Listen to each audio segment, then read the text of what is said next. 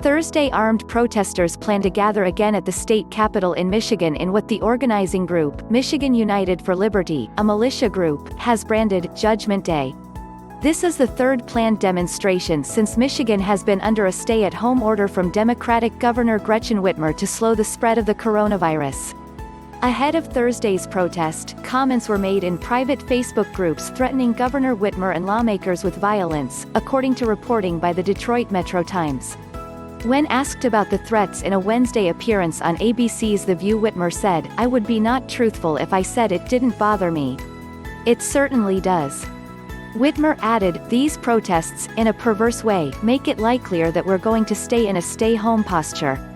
Concern about Thursday's gathering is higher than previous protests, the first of which drew thousands of frustrated small business owners and laid-off workers, the majority of whom stayed in their cars, to gridlock the streets around the Capitol.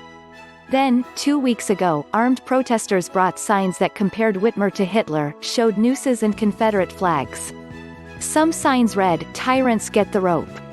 Demonstrators entered the Capitol and chanted, "Our house," and "Let us in" outside of the House chamber against a line of Michigan State Police. Many didn't wear masks or follow social distancing. Some armed protesters entered the Senate gallery and stood above lawmakers. At least one lawmaker donned a bulletproof vest. And tensions have been brought to a boil between Whitmer and Republican leadership in the state after the governor not only rebuffed Republican plans to reopen the economy in favor of following advice of epidemiologists from the University of Michigan, but also extended the stay-at-home order through May 28. Behind all of this is an emerging battle over guns in the Michigan state capitol. After the second protest, state Democratic lawmakers requested that the Michigan Capitol Commission ban guns on the premises. On Monday, the Democratic Attorney General issued an opinion saying the appointed body had the authority to do so, warning against a powder keg dynamic created by heavily armed protesters. The commission demurred, instead forming a subcommittee to study if it had the authority to make the decision. The Republican Senate Majority Leader, Mike Shirkey, later called the notion of a gun ban "cowardly" in a floor speech, calling for protesters who are threatening on Thursday to be arrested by state police.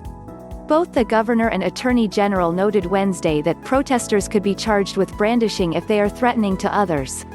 This is a terribly concerning development in that we have legislators who are showing up to work wearing bulletproof vests.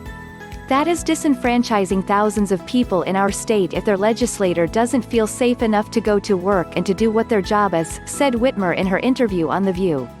"I respect people's right to dissent, but that does not extend to endangering other people's lives, and we take it very seriously," said Whitmer.